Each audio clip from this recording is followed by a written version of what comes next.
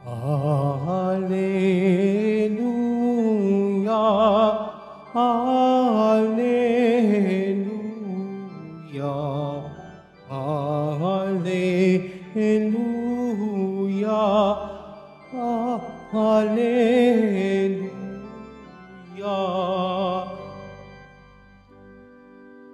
Salita ng Diyos ang buto na tanim ni Jesucristo upang tumubos sa tao. Alleluia, Alleluia, Alleluia, Alleluia.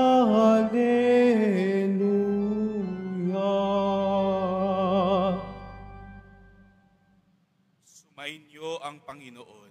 At sumaiyo rin. Ang mabuting balita ng Panginoon ayon kay San Mateo. Papuri sa iyo, Panginoon.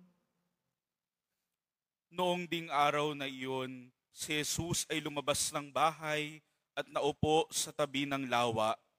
Pinagkalipumpunan siya ng makapal na tao, kaya sumakay siya sa isang bangka at doon naupo. Nasa dalampasigan naman ang mga tao at nagturo siya ng maraming bagay sa pamamagitan ng mga talinghaga. May isang magsasakang lumabas upang maghasik. Sa kanyang paghahasik ay may binhing nalaglag sa tabi ng daan. Dumating ang mga ibon at tinuka ang mga iyon. May binhi namang nalaglag sa kabatuhan, sapagkat manipis lang ang lupa roon, sumibulagad ang binhing iyon. Ngunit nang mabilad sa matinding sikat ng araw ay natuyo. Palibhasay walang gaanong ugat. May binhi namang nalaglag sa dawagan. Lumago ang mga dawag at iniinis ang mga iyon. Ngunit ang binhing nalaglag sa mabuting lupa ay nag-uhay. May tigsa sa daan, may tig-aanimpu, at may titig-30 butil ang bawat uhay. Ang mga pandinig ay makinig. Ang mabuting balita ng Panginoon. Pinupuri ka namin, Panginoong Hesukristo. Magsiupo ang lahat. Magandang umaga po sa inyong lahat. Ang may pandinig ay dapat makinig. Minsan sa buhay po natin ay marami tayong bagay na naririnig, pero hindi naman talaga natin pinakikinggan. Alam po ninyo, isa sa mga bagay na maaring sumubok po ng aking pasensya ay kapag merong ibang mga tao lalapit, sasabihin nila, pwede ba pong humingi ng payo? Pwede ba pong humingi ng advice? Kasi meron pong pinagdadaanan, merong gustong maunawaan, maintindihan, at nag-uusap, sige, lapit, kwentuhan, mag-uusap kayo, pero parang kada bawat sasabihin mo doon sa taong iyon, ay parang lahat may kontra siya. Parang lahat na sabihin mo na, nasubukan mo na ba yung ganito? Na-try mo na ba yung ganito? Baka kailangan mo na ito'y napapansin ko. Sasabihin ng tao, parati na lang ganyan, ayoko nang paulit-ulit ng ganyan. Bawat sinasabi, parating may kontra. Sa loob-loob ako, lumapit ka pa. Humingi ka pa ng payo. Kung lahat naman ng sasabihin sa'yo ay kokontrahin mo, naranasan mo na pala lahat, ay bakit ka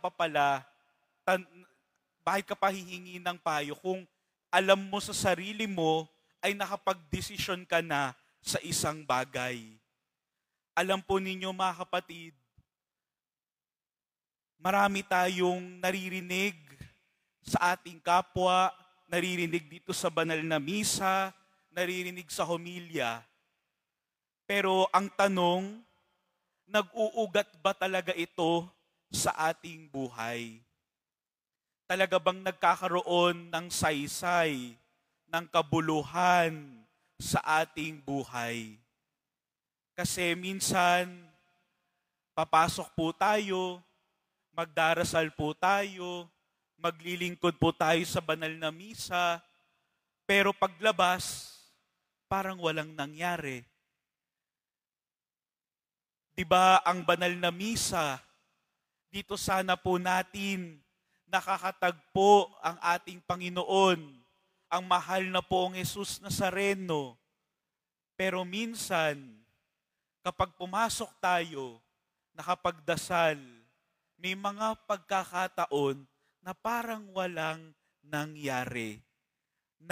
Nakinig, narinig, pero hindi tunay na pinakinggan. Pumapasok lang, nananatiling ganyan, pero hindi tunay na nag-uugat sa ating buhay.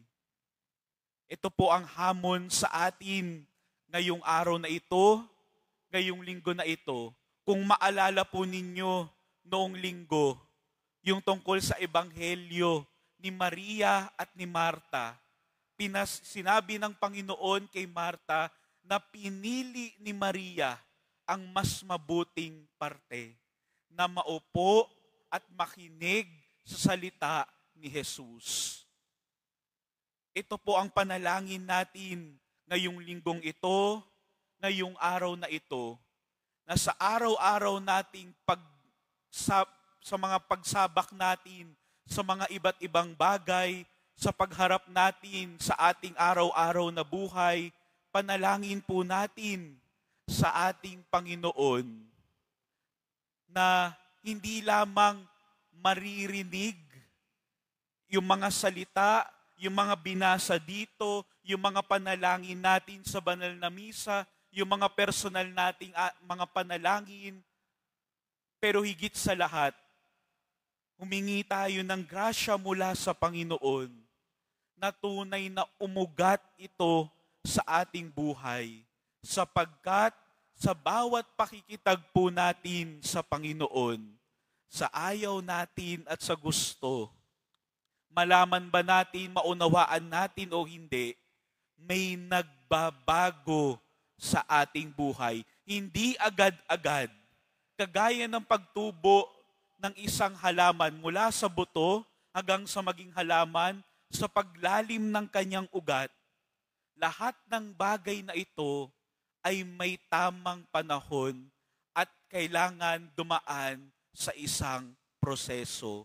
Sa pakikinig natin, sa talagang pagsasabuhay ng salita ng Diyos, hayaan nating dumaan tayo sa proseso na iyon, nang sa gayon, maging malalim ang ugat natin. Dumaan man ang mga sakuna, may mga pagdaanan man tayo sa buhay, tayo man ay matukso na questionin ang pagmamahal ng Diyos sa ating buhay, hindi tayo mawawalan ng pag-asa sapagkat malalim ang ugat ng ating pananampalataya.